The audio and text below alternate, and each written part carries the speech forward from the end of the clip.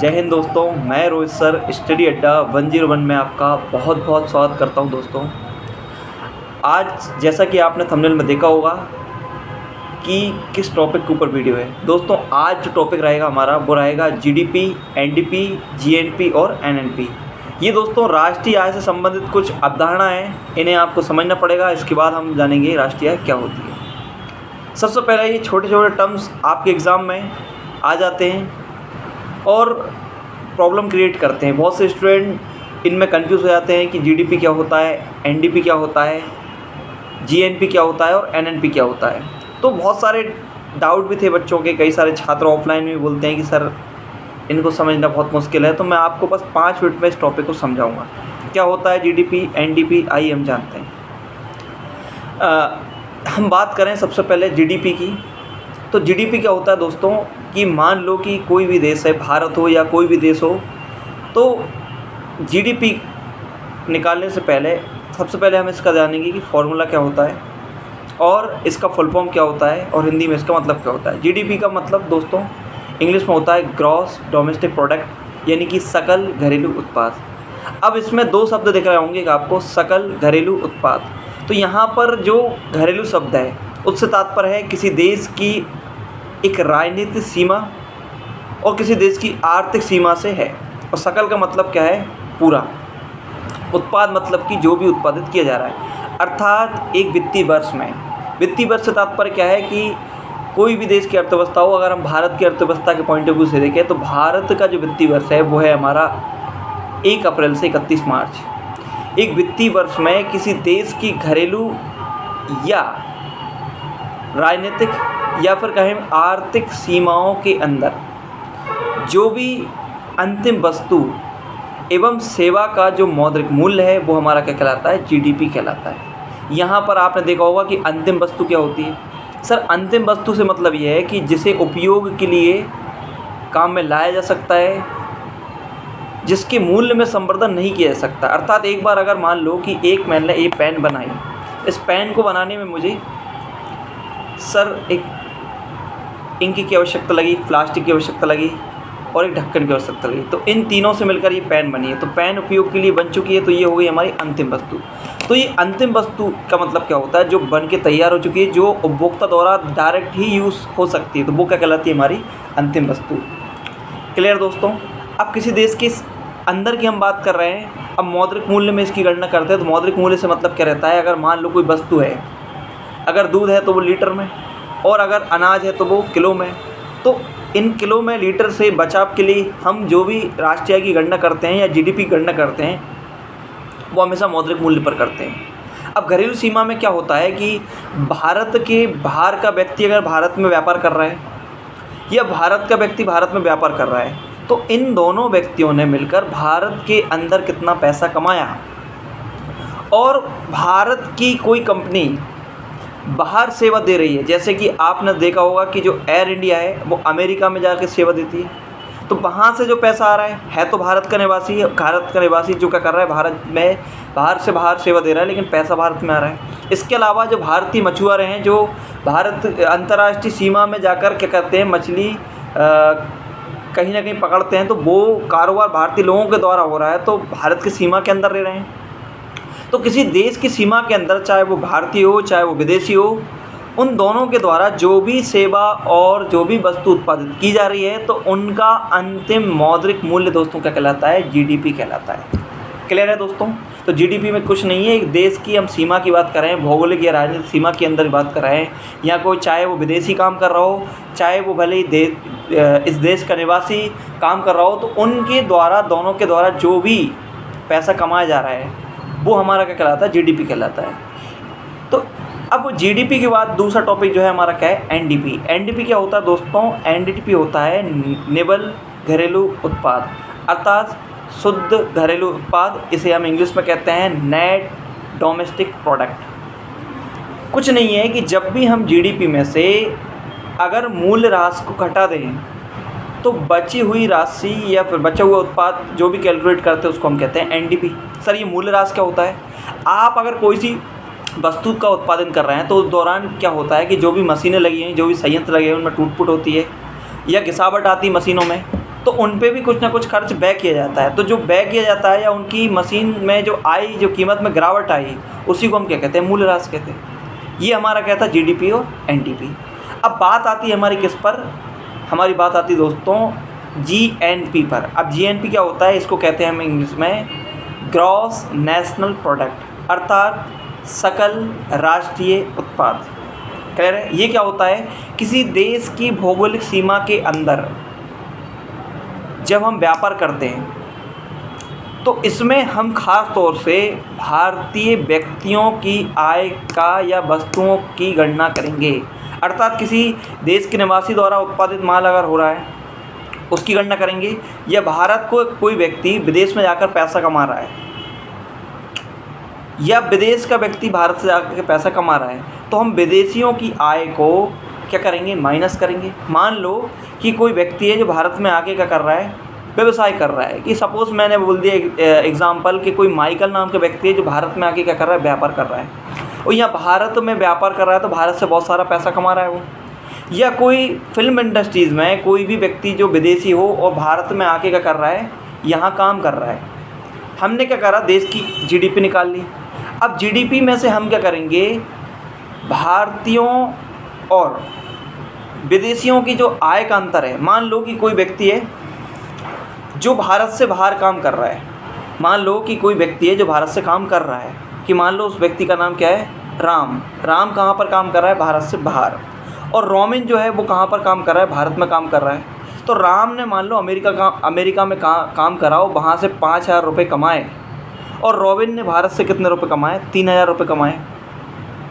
तो इन दोनों के डिफरेंस के बाद जो राशि आती है उसे हम जीडीपी में जोड़ेंगे, क्योंकि वो हमारा क्या है, राम की राशि है जो हमने रॉबिन को दे दी है। उसके बाद जो बकाई राशि है वो क्या है, हमारी बची हुई है। ठीक है,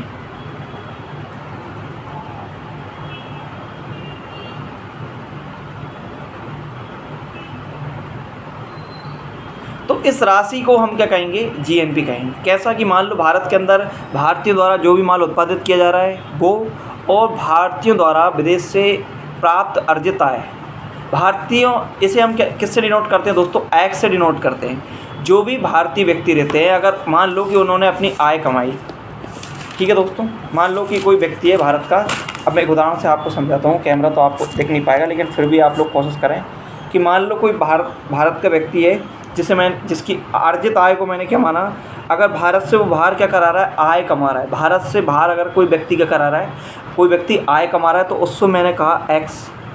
और विदेश का कोई व्यक्ति जो भारत में क्या कमा रहा है, आय कमा रहा है, तो उसको मैंने कहा एम। अब एक्स और एम का जो भी अंतर है वो हम या तो इसको घटाएंगे या फिर इसको प्लस करेंगे। अगर मान लो कि एम अर्थात विदेशी ने भारत में ज़्यादा पैसा कमाया कंपेयर टू एक्स के अर्थात देसी के, यानी कि मान लो कि राम ने अमेरिका में 5,000 रुपये कमाया और एम ने भारत में 4,000 रुपये कमाए, तो इस स्थिति में क्या होगा, 1,000 रुपये हमें क्या मिलेंगे, एक्स्ट्रा मिलेंगे। तो ये जीडीपी में क्या हो जाएंगे, ऐड हो जाएंगे। क्लियर है? इसी कंडीशन में क्या होता है, अगर मान लो कि राम ने 5,000 रुपये कमाए और एम ने क्या कमाए, यानी रोमिन ने कितने कमाए, 6,000 रुपये। इन दोनों का डिफरेंस क्या है, 1,000 रुपये। अब हमारी जो जीडीपी थी, इस जीडीपी में से हम क्या करेंगे, 1,000 रुपये माइनस कर देंगे, क्योंकि रॉबिन जो है अतिरिक्त पैसा ले गया किसके कंपेयर में, राम के कंपेयर में। तो बस जीडीपी में से जब हम क्या करते हैं, जीडीपी में से हम x माइनस एम या m माइनस एक्स करते हैं, जो भी आता है। अगर x माइनस एम हुआ तो राशि ऐड होगी जीडीपी में, अगर m माइनस एक्स हुआ तो राशि क्या होगी, माइनस होगी। या फिर से समझो, अगर जीडीपी में हम प्लस कब करेंगे, जब x माइनस एम हो, अर्थात भारतीयों का पैसा ज़्यादा हो विदेशियों का कम हो, तो हम इस राशि को प्लस करेंगे। अगर m माइनस एक्स हो, अर्थात विदेशियों को पैसा भारतीयों पर ज़्यादा हो और भारतीयों का कम हो विदेशों पर, तो इसमें इस कंडीशन में माइनस करेंगे। तो जीडीपी में या तो प्लस होगा या तो माइनस होगा। तो बची हुई राशि जो भी आएगी वो कहलाएगी हमारी एनडीपी। क्या कहलाएगी दोस्तों, एनडीपी कहलाएगी। क्लियर है? तो एनडीपी में कुछ नहीं है, सॉरी एनडीपी नहीं, हाँ एनडीपी कहलाएगी, अर्थात सॉरी जीएनपी कहलाएगी। गलती से दोस्तों वर्ड भूल गया था। जीएनपी कहलाई। जीएनपी का मतलब क्या रहता है, किसी देश की भौगोलिक सीमा के अंदर उसके निवासियों द्वारा प्राप्त अर्जित आय, क्लियर है दोस्तों, क्या कहलाती है हमारी? प्राप्त अर्जित आय हमारी क्या कहलाती है? GNP कहलाती है। इसमें से हम विदेशियों की राशि को माफ़ कर देंगे तो जो भी राशि बचेगी उसको हम क्या कहेंगे? GNP कहेंगे। क्लियर है दोस्तों?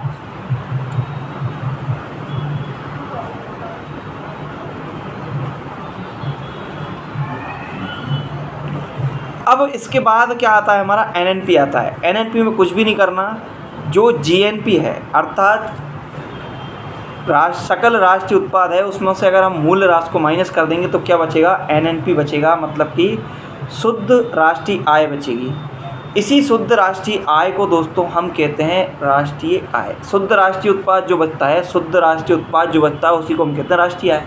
चाहे वो उत्पादन से प्राप्त हो, उत्पादन की प्रक्रिया में चाहे वो पूंजी से प्राप्त हो, चाहे भूमि से प्राप्त हो, चाहे वो वेतन के रूप में प्राप्त हो, तो इन राशि के योग को हम क्या कहेंगे? NNP कहेंगे, और NNP को हम राष्ट्रीय आय कहते हैं दोस्तों। क्लियर है? तो कुछ नहीं है, जब भी हम GNP अर्थात ग्रॉस नेशनल प्रोडक्ट्स में से अगर हम क्या हटा दें? मूल राशि को हटा दें। मूल राशि क्या है? एक अवधारणा है, अर्थात अगर मशीनों में टूट-फूट हुई हो उत्पादन प्रक्रिया के दौरान, या मूल्य क्या बोलते हैं उसमें गिरावट आई हो, तो इसको हम हमेशा माइनस करते हैं, तो ताकि हमें क्या में प्राप्त हो गई? शुद्ध राष्ट्रीय उत्पाद प्राप्त हो गया दोस्तों। इसी को हम क्या कहते हैं? राष्ट्रीय आय कहते हैं। ठीक है दोस्तों, चारों जो शब्द थे आपको आई होप समझ में आए होंगे। क्लियर है? तो हम एक बार फिर से जानते हैं चारों को। सबसे पहले हमने देखा था GDP। GDP क्या होता है? किसी देश की भौगोलिक या राजनीतिक सीमा या आर्थिक सीमा के अंदर विदेशियों और देशी व्यक्तियों अर्थात देश के निवासियों द्वारा प्राप्त जो अंतिम वस्तु एवं सेवा का मौद्रिक मूल्य, उसे हमने क्या कहा था? GDP कहा था। और अगर GDP में से हम क्या घटा दें? मूल राशि को घटा दें तो हमें क्या प्राप्त होगा? NDP प्राप्त होगा। अगर किसी देश की सीमा के अंदर भारतीयों द्वारा अगर व्यवसाय से पैसा कमाया जा रहा है या भारतीय व्यक्ति द्वारा बाहर से पैसा कमाया जा रहा है, उसमें से हम जो गैर निवासी हैं उनकी राशि को माइनस कर देंगे तो हमें क्या प्राप्त हो जाएगा? हमें दोस्तों क्या प्राप्त हो जाएगा? GNP प्राप्त हो जाएगा।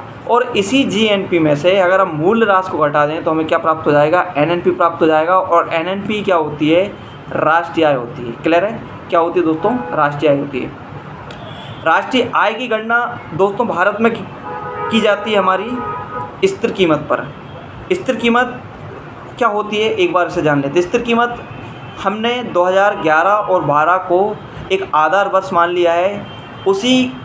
उसमें जो भी वस्तु की कीमत थी उसी के बेस पर राष्ट्रीय आय निकाली जाती है। तो स्थिर कीमत क्या होती है? जो 2011 में प्रचलित थी उसी के बेस पे आज जो राष्ट्रीय आय निकाली जा रही है उसी को हम कहते हैं स्थिर कीमत। और चालू कीमत क्या होती है? जब हम वर्तमान की कीमत से राष्ट्रीय आय की गणना करें।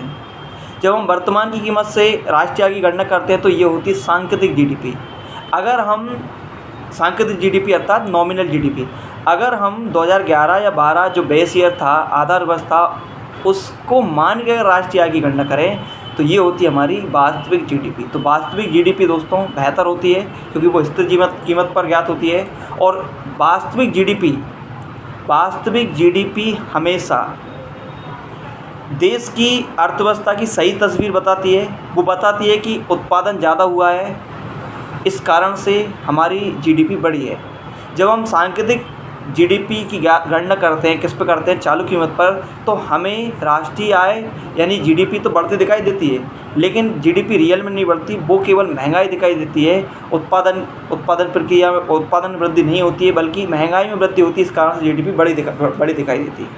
क्लियर है? तो वो हमारी GDP जो है वो हम स्थिर कीमत पर ज्ञात करते हैं, ना कि चालू कीमत पर।